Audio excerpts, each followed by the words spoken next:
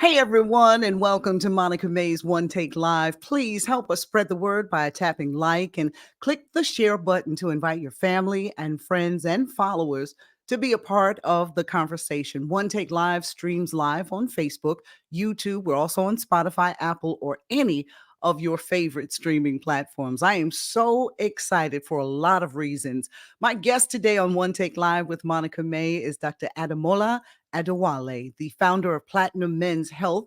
It's a concierge medical service. He's also the author of Fully Alive. We're going to break down for you as we talk with him about the state of Black men's health, because June, as we know it, is Men's Health Awareness. And I want to say welcome to One Take Live, Dr. A, and thank you for being with us.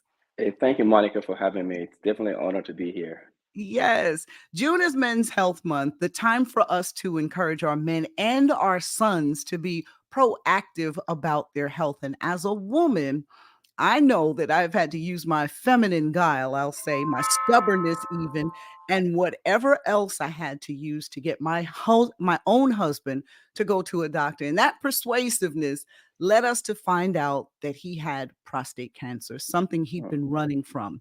I'm happy to say oh, he is cancer free now, but the amen. delay, the delay, the delay, why is it that men just won't go to see a doctor, especially our men and our sons?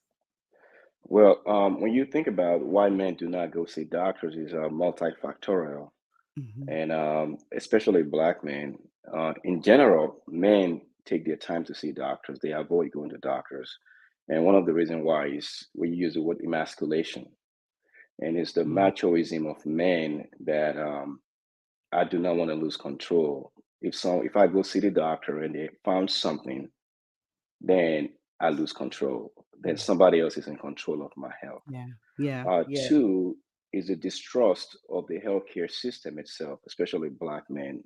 Thinking about the Tuskegee experiment, and also the fact that several studies have shown that if you see a physician that looks like you, you're likely to comply with the Yeah. directions or directives rather.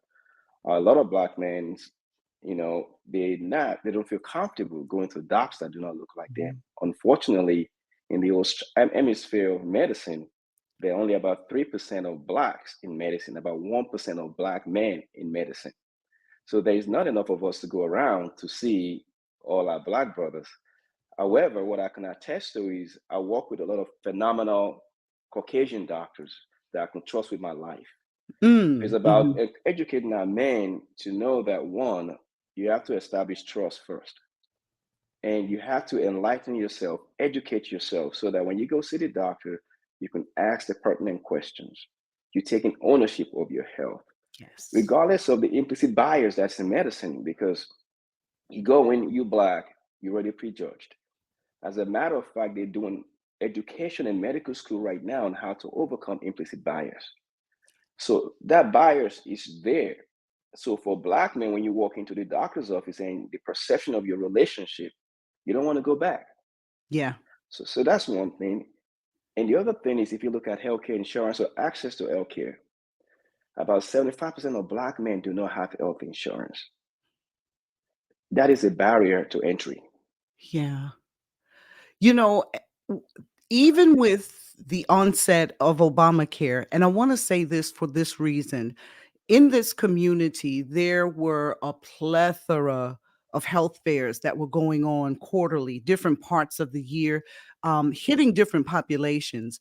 And I know that for a factor, for more than 10 years, I spearheaded Tom Joyner's Take a Loved One to the Doctor Day. And the impact that that made on our audience and on our community was amazing, short of Yeah, amazing. In fact, we got to the point where we had two things available: an ER physician that walked the room the entire time, as well as a standing ambulance, because at any point, some man was going to have exceptionally high blood pressure, yes, something that needed to be treated right away, or their sugar numbers. yes, They didn't even know why they were sweating, why they were going to the bathroom, why they were so thirsty. They didn't know. exactly. And we would always uncover those things. But I thought that the reason for the decline in attendance was because they got Obamacare now. They're going to see a doctor. But you say Yeah. differently. Wow. No. Yeah, if They're you not. want to also, yeah, the fact that one, we do not have the insurance and also the education. If you Mhm. look in our population, especially black men, only about 25% of black men are educated, actually have a college degree in the United States. Mhm. So lack of education also prevents you from knowing what resources you have in the community to be able to manage your health. I also work as an emergency physician. I'm a frontline physician as well. And I Yes. see a lot of men, black men that comes in that I have to educate about the resources in the community because they come in for something different and they are diagnosed with high blood pressure or diabetes. Yes. And I'm Mhm. like, there's a clinic around the corner that is free. There's this and that's that. So we probably need to do more in our community to make sure they are aware of these resources that are available. Mhm. That may encourage them to know one, it's free. And even if it costs you, it doesn't cost you much. And Yes. even if you do not have health insurance, there are ways to get a low cost health insurance. But the Mhm. fact that the information is not there and we are not seeking to obtain that information, that also affects Black men from visiting physicians. Wow. Do you think that the pandemic had anything to do with the increase in fear? We've talked about, the generational, the Tuskegee experiments. We've talked about our lack of education, but did the pandemic have anything to do with why the increase in fear? Well, it's hard to say if the pandemic has a lot to do with increasing fear because we've not seen a significant increase or drop in the amount of Black men that visits doctor. It remains flat. you Wow. know Okay. However, what the pandemic did to black men is it killed a lot of black men, a lot of fathers, a lot of brothers, Yeah. because of the fear of the vaccine and refused to take the vaccine. So a lot of Mm. sisters lost their husband, they loved their brothers to the pandemic. Ironically, unfortunately, as a matter of fact, when we get to life expectancy of black men, we actually have a significant more decrease in our life expectancy from 2001 to 2003, 2021 to 2023 during the pandemic, because a Mm. lot of black men died Mhm. because of fear of the vaccine, the unknown, and not trusting the healthcare system. Mhm. And then we were at a time being led by a president who didn't have as much value for that vaccine or the Exactly. time to shut down. It was so many things have Exactly. increased the decrease in our men. So today we're talking about the state of black men's health, and Yes. you have been doing something that is amazing because in short of 2 months, you and your team, Raise the Glass with Gigi Mormon, have produced 5 significant events that can fully alert men to the state of men's health. Can you take us down the list of what you did and where we're going with our men's breakfast next Saturday? Yes, so basically, we started to, it was a brainstorming. I do things during Men's Health Month every year, probably a podcast or Facebook or YouTube. But this year, I wanted to do something different. Mhm. So I met with my team and they say, let's have a summit. I'm like, wait. How are we going to do that? It's like, let's just do one event. And the idea came like we should do an event every Saturday for the entire month of June. Unfortunately for us, June has 5 weekends. So that means we have to have 5 events. So we coined the Fully Alive Men's Health Summit. And the purpose Okay. of that is to provide statistics of the state of Black men's health, to talk about how we as brothers can talk to each other and help each other in our health journeys, and to talk about things we could do to prevent each other from dying young, Mhm. to talk about mental health. How do we manage mental health as a Black man in the community? So those are the things we're trying to do. And at the same time, when we look at the diseases that are killing Black men, the number one cause of death is cardiovascular disease. Yes. And that includes hypertension, cholesterol, and coronary arterial disease. However, what happens is if you're not active, then you're not getting cardiovascularly Yeah. healthy. Mhm. Obesity is prevalent in a Yes. population. Even Yes. a lot of Black men are obese. And this is an independent risk factor for cardiovascular disease. So one of the events we'll be doing this coming Saturday is called functional mobility for men. How do you exercise with ease without injuring yourself? Mhm. and at the same time having the maximum cardiovascular benefits from that exercise. So that's the event that will happen next week. Previously, we had the State of Black Men, which is like a State of the Union, where we talk about our life expectancy. And when I was doing research for that episode, it was profound to find out that if you're a Black man born in the 1950s, your life expectancy is about 66 years of age. If you're born in the 1960s, it's about 68. Mhm. 1970s, about 69. Then if you're born in the 80s, it's about 70. So when you see this, it raises concern that Yes. why are Black men, dying younger?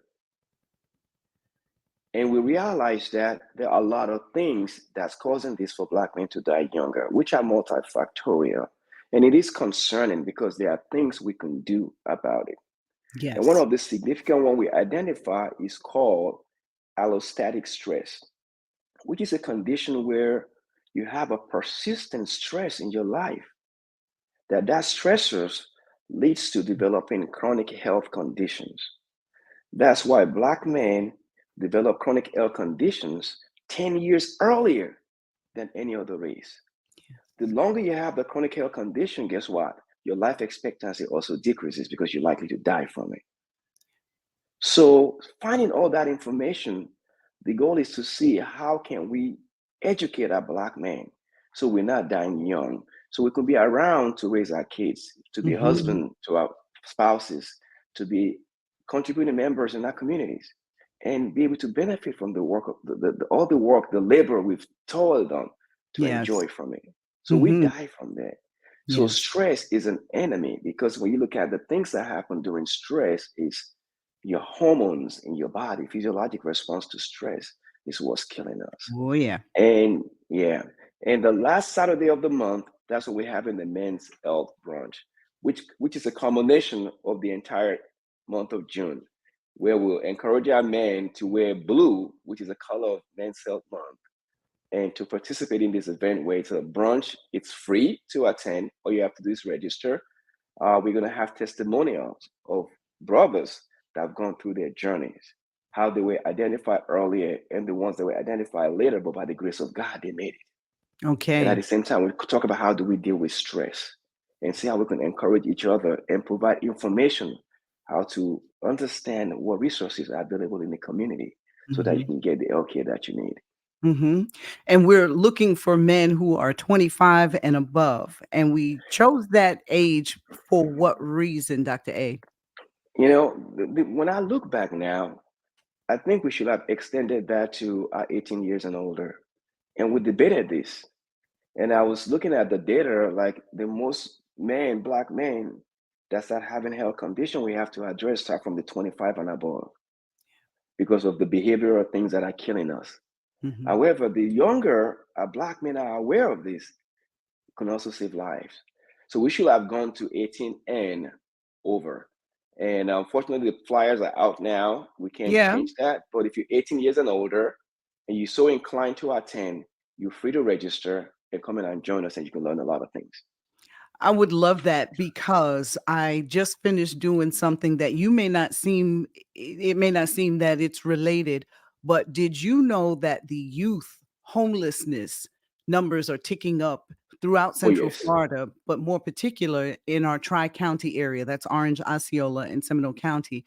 That is more of a stressor on 16-year-olds than ever before. But I met Exactly. with the Homeless Services Network, and they have an amazing wraparound service that we'll talk about at another time. You're actually going to be on with me this Sunday, and they Oh, will be, yes. yeah, they'll be speaking with you right before on Monica May's point of view on Star Awesome. 94.5. And I'm excited because think about that. You just said Yeah. that stress is one of the leading causes of all of Yeah. the health problems that men face. There is also Exactly. racism that we have to include Oh, in that. yes. Racism on your job, Yeah. racism in housing, Exactly. racism in education. Exactly. All of that Yeah. is a stressor. But here is the thing. How do we manage that? We know that exercising works. We know that eating better is going to help. At least it will Mm. increase the weight, the morbidity. But Yes, there's something else that we want to talk about, and that is the mental health of a Black man. yes, And so for yes. that, I have invited particularly Route 7.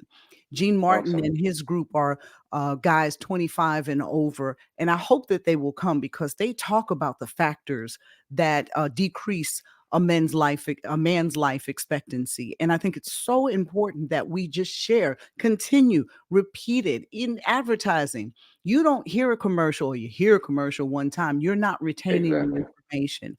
But again and Exactly. again and again, perhaps it will stick with you. So we look at June to really talk about men's health and we turn it into a Black men's health thing. But we also Exactly. need to talk about those factors. And when you have the concierge services that you have, the Yes. platinum concierge services, talk about why that could be an extreme factor in cutting down the death sentence for men. So what I realized is after about 23 years on the front line as an emergency physician, I realized that a lot of the men that I see either are forced to come to the hospital by their spouse, significant other, Yeah. with an ultimatum. And when they're there trying to get information from them, it's like doing a rectal exam because they would not divulge information. The partner or spouse that brought them are the one that always give the information. And when Yeah. you start asking them how come they've not seen a doctor, there's always excuses. Oh, time. I have a busy job and I can't take time off to come to see a doctor and this and that. There's always an excuse. So I said, what can I do to take away that excuse? Mhm. To say that we will bring the healthcare to you and in a way that saves you time at a time that is convenient to you. You don't have to worry about time anymore. All you have Mhm. to be able to do is wait and we will be there. Mhm. So I go to clients' home, to job places, and I do their yearly physical examination. Then I send my phlebotomist. They draw the blood work. They send to the lab. So you don't have to go anywhere. Yeah.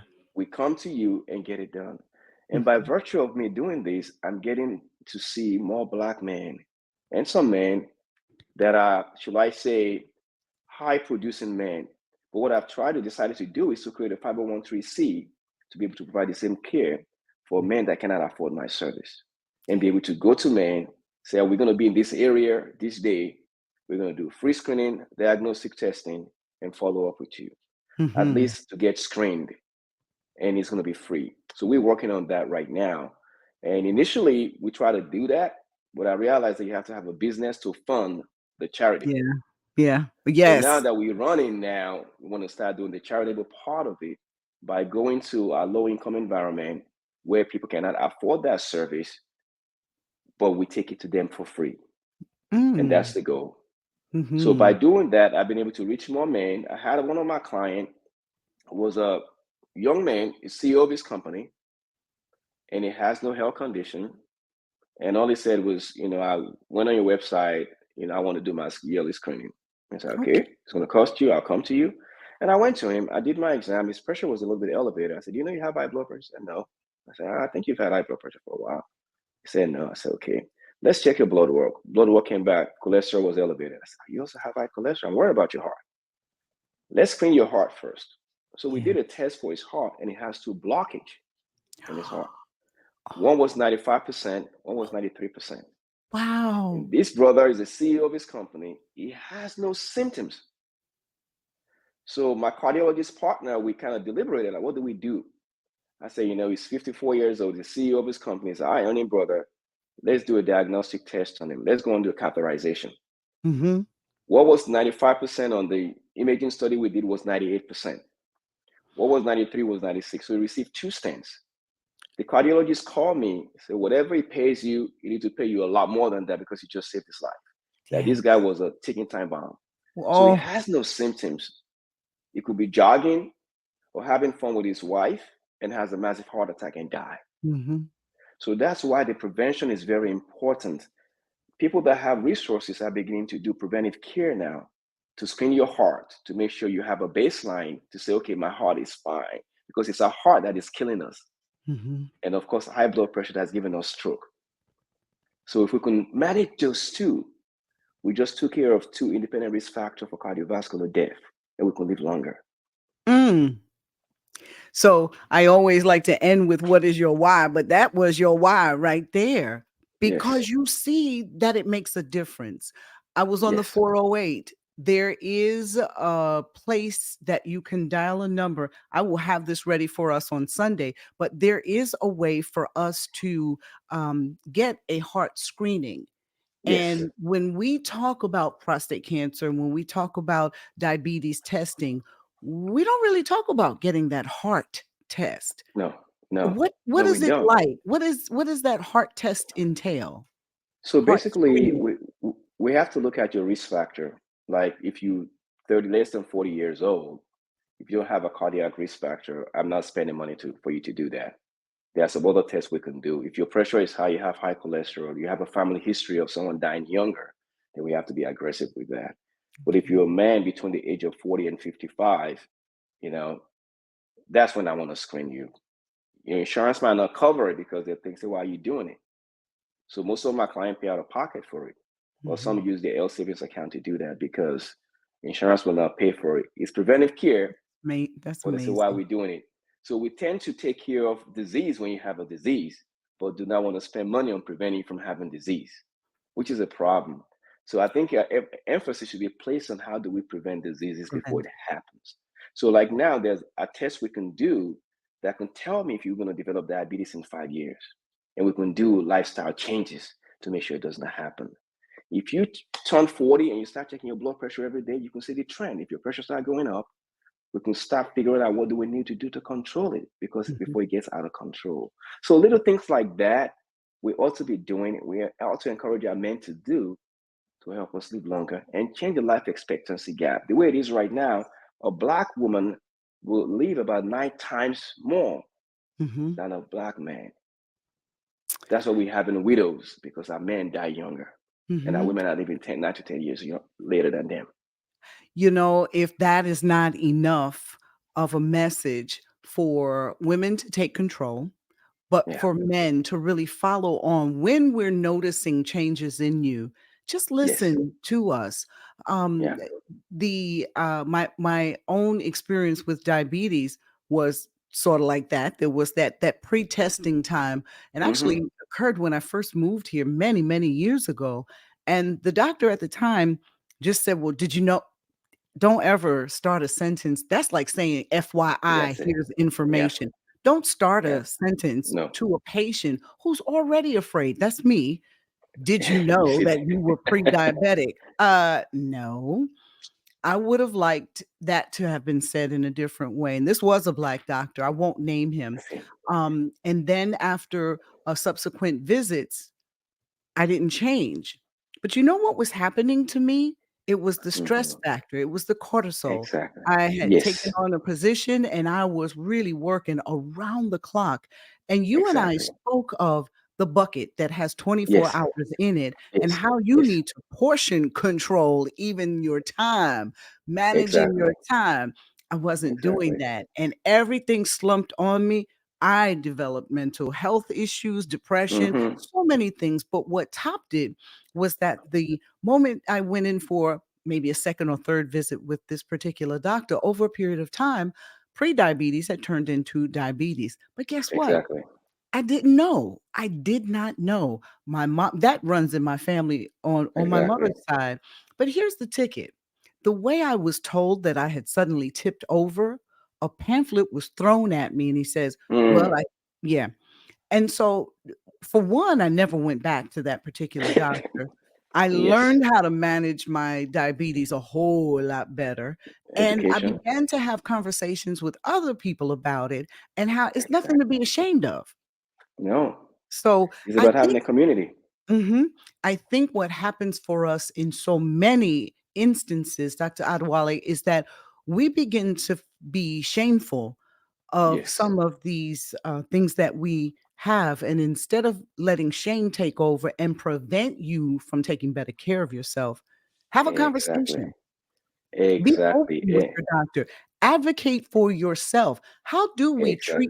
teach men how to advocate for themselves in the doctor's office? That's what I always say that one, you have to educate yourself. And back in the days, we have village that everywhere you Mhm. go, you form your own village, people you can talk to freely and you can share things. That's one of the reasons why we're doing this brunch because women do brunches all the time. They talk about things that are meaningful. When men get together, we talk about sports. We don't talk about our health, you know. So the more we start doing that, and if you say, okay, I've been getting up at night to urinate too much, a friend might tell you, is your prostate enlarged? You have diabetes? They may ask, are you getting thirsty too much? Yeah. Because somebody in that group in the village might have gone through the same thing. And they can tell you, like, this is not right. Go read Yeah. about these symptoms that you're having. So we Mhm. need to go on and start becoming more proactive that if I'm having a symptom, go to Dr. Google just to get a Mhm. basic understanding. Don't get scared. Get a basic understanding. Okay, Yeah. these are the symptoms I'm feeling. If you go to Google and say I'm having chest pain, all this stuff will come up what you should be worried about. By virtue of that, then ask yourself this question: what if it's my heart? Maybe I Mhm. want to go get this checked versus ignoring it.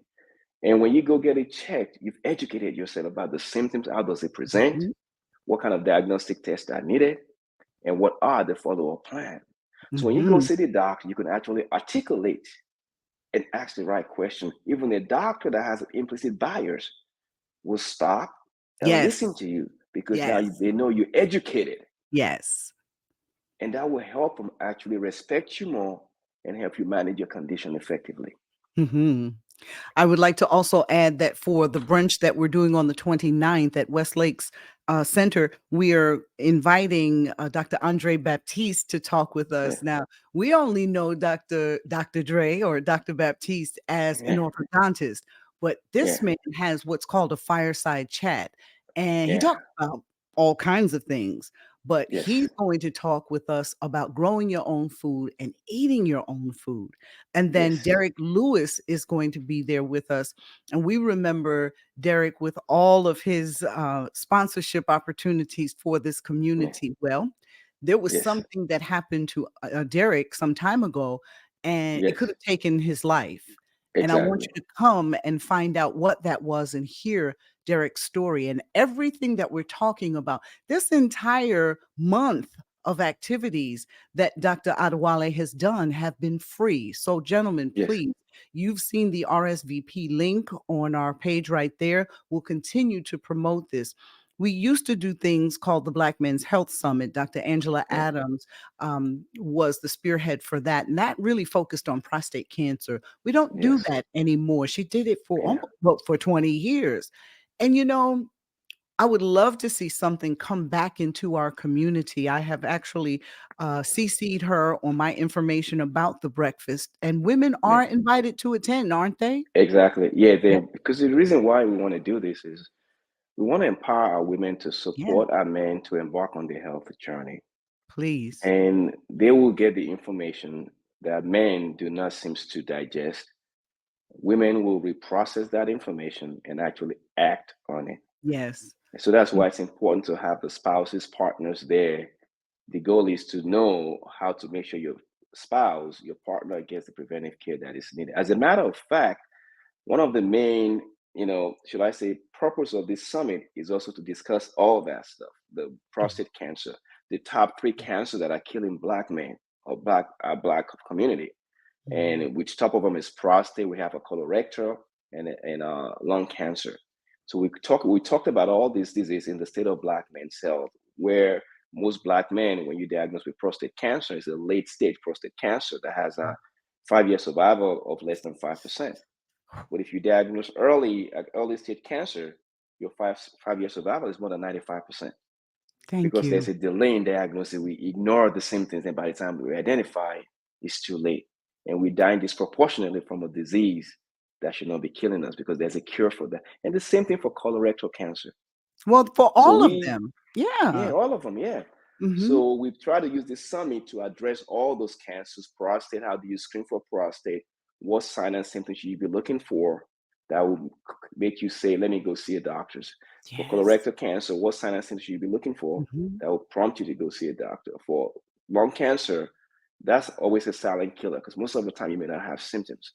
That's why Mhm. some clients I have that have history of smoking, we Mhm. do a screening test for them to identify any cancer in their lungs. And to All say of this right now is is up to gonna the, yeah, All of this is gonna be brought to you, um, this Saturday as well as the following on the 29th. I'm encouraging exactly. you to RSVP, and we wanna take you to Platinum. We're gonna pull that link up again and, www.platinummenshealth.com. Once again, Dr. Ademola Adewale, the founder of Yes. Platinum Men's Health, a concierge medical service, and just a good brother that wants to help Thank you. save lives. Thank you so much for being on Thank you, Monica Monica, for May's having One me. Take It's an Live. honor. Yes, yes, yes, yes. And don't forget to help us spread the word. Tap like and click the share button to invite your family, friends, and followers to be a part of our conversation. One Take Live streams to Facebook, YouTube, and to all of your favorite streaming platforms. Again, I'm Monica May. This has been One Take Live, and we're so glad you took a moment to join us. Thank you.